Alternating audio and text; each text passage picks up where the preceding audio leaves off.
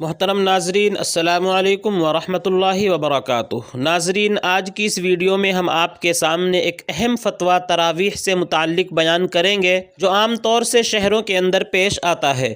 سوال یہ ہے کہ کیا فرماتے ہیں علماء اکرام مسئلہ ذیل کے بارے میں کہ ایک حافظ قرآن یا عالم دین جس کی داڑھی نکل آئی ہے اور وہ داڑھی کو چھلوا دیتا ہے، منڈا دیتا ہے، کیا ایسے حافظ کے پیچھے قرآن کریم سننا، تراویح پڑھنا جائز ہے یا نہیں؟ اس سوال کا جواب فتاویٰ قاسمیہ کے اندر مفتی شبیر لکھتے ہیں، آپ اپنی اسکرین پر دیکھ سکتے ہیں، داڑھی منڈانے والے حافظ کے پیچھے تراویح کی نماز پڑھنا مکروہ تحریمی ہے۔